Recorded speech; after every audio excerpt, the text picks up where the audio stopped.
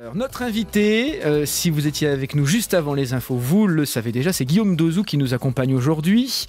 Guillaume avec qui nous allons parler de cinéma, mais de films plutôt scandaleux, ceux qui faisaient scandale au début des années 70. Un peu comme La Grande Bouffe, par exemple, de Marco Ferreri. À tout hasard, La Grande Bouffe, en effet. Ouais. Oui. Hué au Festival de Cannes. Ouais, une grosse catastrophe au Festival de Cannes, même si finalement c'est un film qui a eu plutôt du succès par la suite, quoi.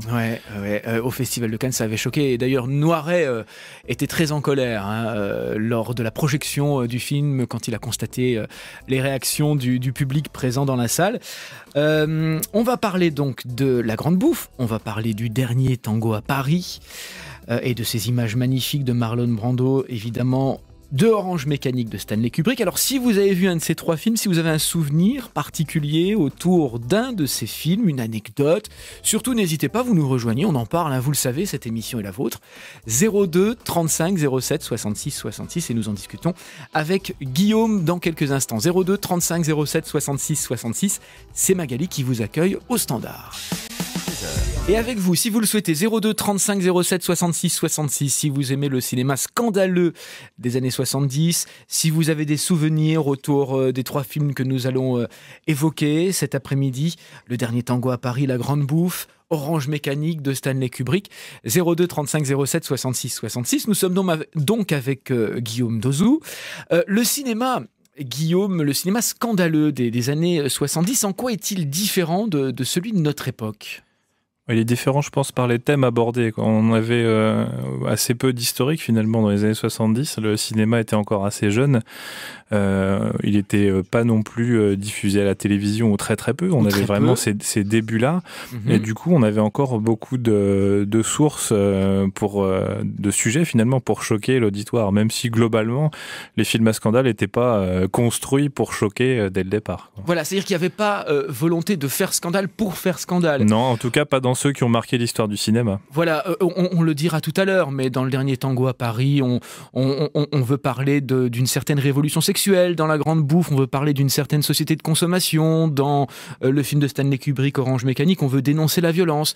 Donc on fait scandale, mais en réalité, derrière les images, il y a de vrais messages. Oui, c'est ça, il y a de grosses intentions, effectivement. Oui, il y a de vraies intentions. Ouais. Donc... Alors... il y a toujours, on le disait, donc un message derrière ces images. Est-ce que le cinéma scandaleux fait forcément recette ? Est-ce qu'en général ça marche ? Et notamment celui dont on va parler. Pour Orange Mécanique, par exemple, oui, puisque c'est le film de Kubrick qui a le mieux marché au cinéma, par exemple. Ouais. Est-ce qu'il a marché grâce au scandale ? Peut-être, d'ailleurs, on peut l'imaginer, parce que le thème décrié, c'est vraiment la violence et l'ultra-violence, comme on dit dans le film. Donc on peut imaginer que beaucoup de curieux qui, peut-être jusqu'alors, s'étaient jamais intéressés à Kubrick, ont commencé à ce moment-là. Mm-hmm. Et en regardant ça... on va dire sérieusement, on s'aperçoit que la violence utilisée n'est pas du tout le propos du film. Mm-hmm. Mais on s'est servi de ça finalement pour dire que c'était un film qu'il fallait surtout éviter. Ouais. Et alors, ce cinéma donc scandaleux, aujourd'hui, il ressemble à quoi ? En 2011, quels sont les films que l'on pourrait qualifier de scandaleux aujourd'hui ? J'ai un peu cherché en préparant l'émission qu'est-ce qui avait fait scandale ces temps-ci. Donc, globalement, on trouve plutôt des films européens avec plutôt des thèmes qui posent question. Les films américains, par exemple, parce que là on parlait d'Orange Mécanique, mais les films américains aujourd'hui, je pense, sont très très filtrés.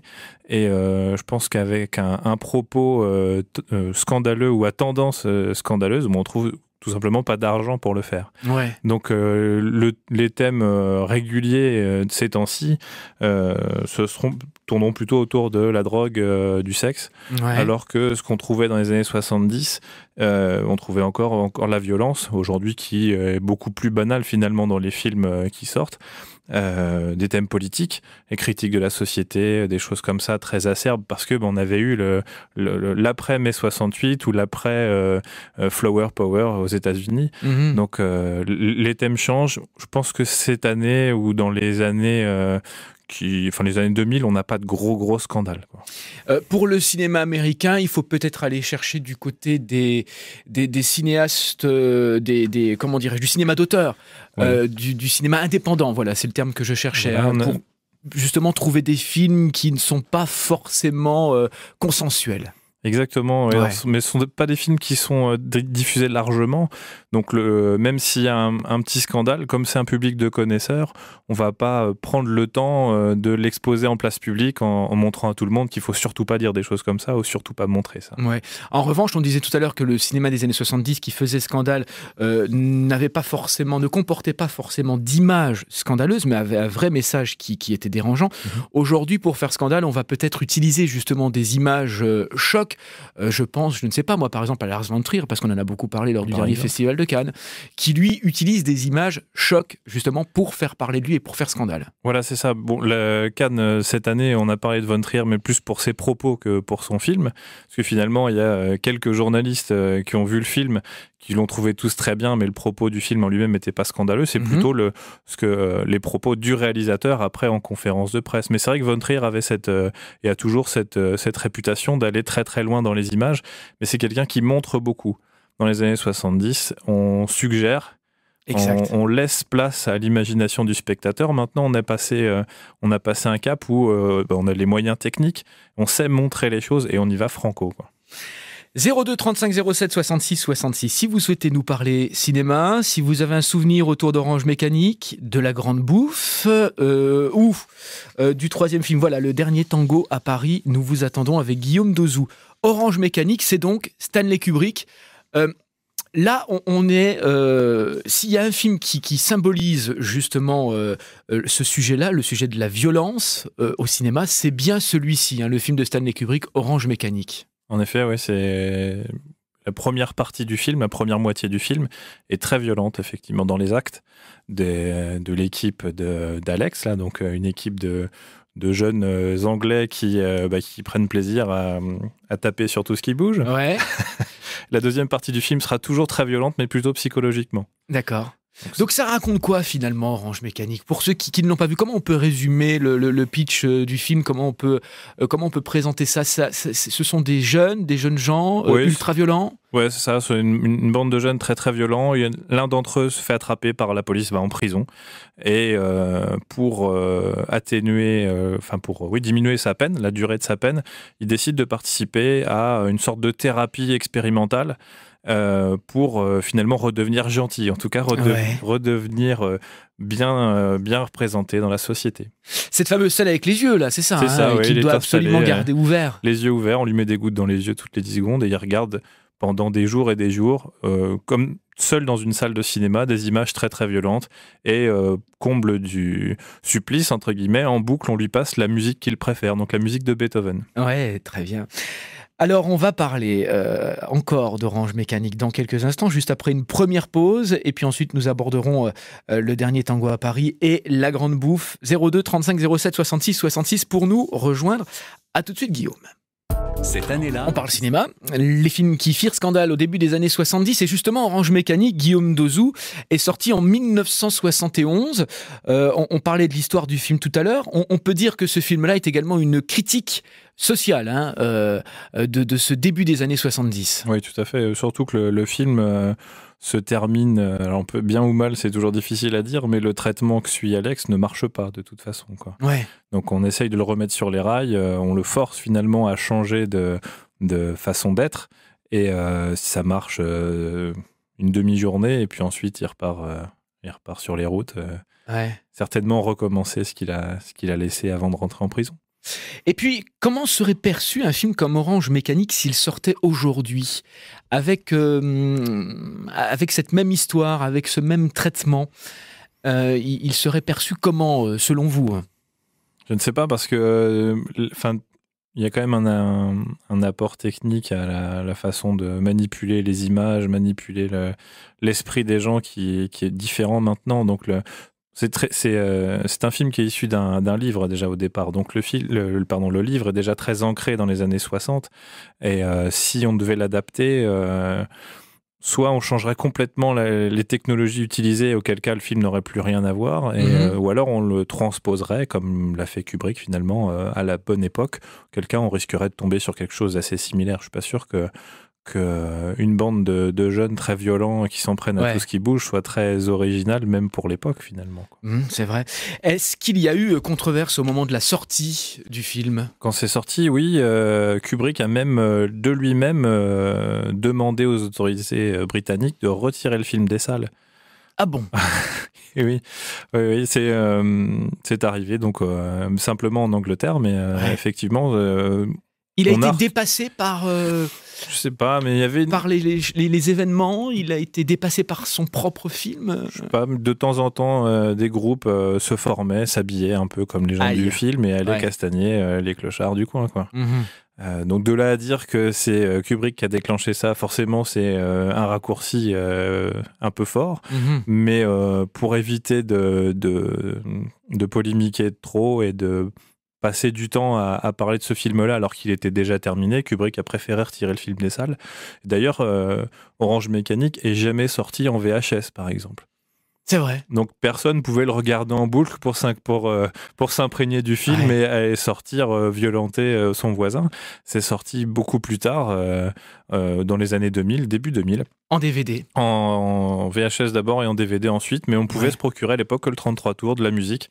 Donc on écoutait Beethoven, c'était quand même plus sympa. Ouais, et là, oui, c'est vrai que la musique est extraordinaire, composée de morceaux classiques et notamment de Beethoven, évidemment. Et on rappelle que Kubrick était quelqu'un d'extrêmement exigeant. C'est vrai que tous les Kubrick ont été difficiles à trouver de toute façon au démarrage de la cassette vidéo, parce que lui se méfiait un petit peu de ce support. Et puis on se souvient également qu'en termes de diffusion, il était très soucieux de la qualité des salles qui projetaient ses films. Oui, tout à fait. C'est quelqu'un en 40 ans de carrière qui n'a fait que 12 ou 13 films. Donc il prenait beaucoup de temps pour sortir quelque chose. Donc finalement, un film de Kubrick, c'était toujours un événement. Et parfois, on l'a vu même pour ses films précédents comme Lolita, par exemple, ou Les Sentiers de la Gloire, c'était souvent accompagné d'un scandale parce que sujet non traité habituellement. Et puis, on le verra peut-être après pour La Grande Bouffe, mais un film scandaleux avec des acteurs de grand renom, avec un réalisateur de renom également, donc des gens de telle qualité qui proposent un film avec un sujet tellement particulier ou tellement dérangeant, ça choque encore plus finalement. Alors, là encore, un film qui va faire couler beaucoup d'encre, qui sort quelques temps après. On est en 71 avec Kubrick. Là, nous sommes Le Dernier Tango à Paris. C'est quoi ? C'est 73. C'est sorti en 72. Chez nous. Et Le Dernier Tango à Paris, donc c'est un film de Bertolucci, Bernardo Bertolucci, Le Conformiste, 1900, Beauté volée.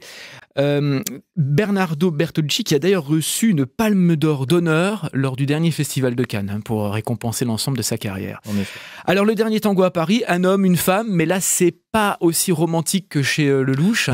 Ça se passe à Paris en plus. Ça se passe à Paris, d'où le titre d'ailleurs du film. C'est étrange pour ceux qui veulent revoir le film parce que c'est un Paris qui est encore en construction. On voit, par curiosité, pareil, on peut voir la tour Montparnasse en cours de construction pendant ce film-là. Ah oui, c'est génial, on a encore tout le Forum des Halles qui n'est pas construit et qui est encore un grand trou.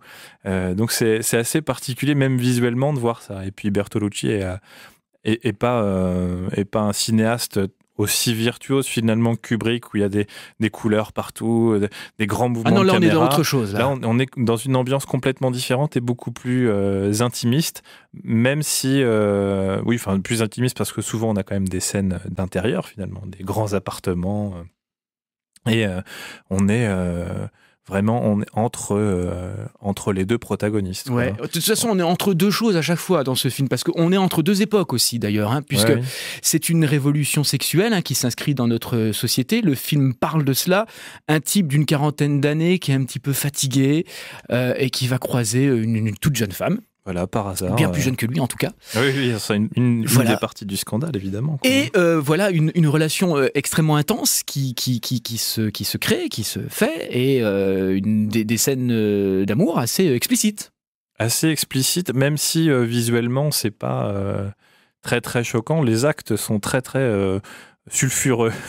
Ce sont les acts. Ouais, exactement. Ouais, et c'est la fameuse scène de la plaquette de beurre, finalement. Voilà, c'est ça. On se souvient. Voilà. Oui, alors, j'ai revu le film avant cette émission et même si on en a un souvenir très, très chaud, finalement, Brando a son pantalon complètement ceinture bouclée, quoi. Donc Mhm. même si on en a une idée très violente finalement, là on parle de sexe en plus, donc forcément en tête après on peut tout imaginer, mais on est quand même très très soft dans les images.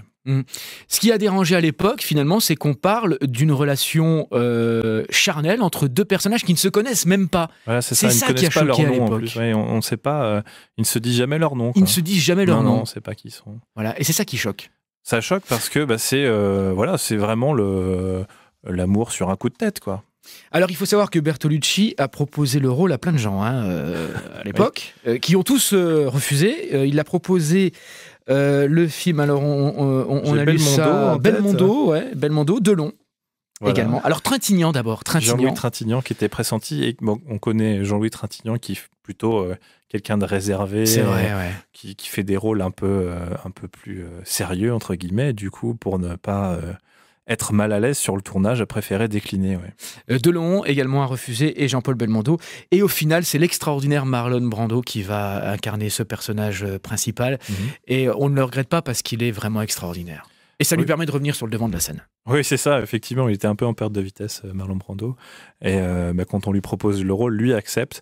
Je pense qu'ensuite, imaginer ce film-là avec quelqu'un d'autre que Marlon Brando est c'est plus possible. un peu bizarre, effectivement. Non, c'est plus possible. On peut plus l'imaginer avec quelqu'un d'autre. Et là, c'est un parallèle. On voit de temps en temps ça au cinéma, mais on voit quelqu'un, dans le film, qui est un peu sur le déclin, qui est fatigué, qui a plus envie de rien. Et puis on imagine Brando à l'époque de sa carrière exactement dans le même état d'esprit. Exactement. Donc, il était dans cet état d'esprit-là, dans le privé de toute façon à l'époque. Tout à fait. 02 35 07 66 66. Il vous reste quelques minutes si vous souhaitez nous parler de l'un de ces trois films, Le Dernier Tango à Paris, La Grande Bouffe que l'on va évoquer dans quelques instants et Orange Mécanique de Stanley Kubrick. Vous en parlez avec notre invité, Guillaume Dozou. Vous êtes les bienvenus.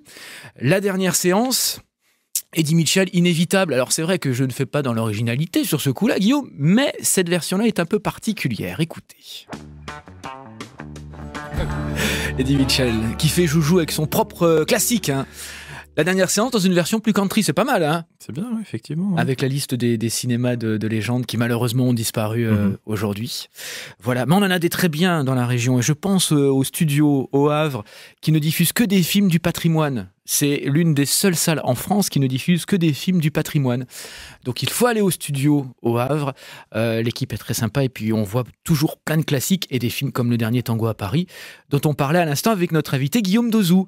On n'a pas cité Maria Schneider, il faut absolument citer Maria Schneider, hein, évidemment. Aux côtés de Marlon Brando dans Le Dernier Tango à Paris. Petite anecdote sur le tournage à propos de cette fameuse plaquette de beurre quand même, Guillaume. C'est vraiment parce que vous voulez y revenir. Mais c'est une scène qui était pas écrite en fait. Donc elle n'était pas au courant du tout. Elle n'était pas dans le scénario. Voilà, c'est ça. Et c'est Bertolucci et puis Marlon Brando qui en discutant finalement décident de créer cette scène. Et donc elle pense jouer autre chose. Et donc elle se fait surprendre, c'est le cas de le dire. C'est le cas de le dire. Ouais. Donc les larmes de Maria Schneider sont vraies. C'est-à-dire que même l'actrice qui joue dans un film à scandale est parfois elle-même choquée et scandalisée.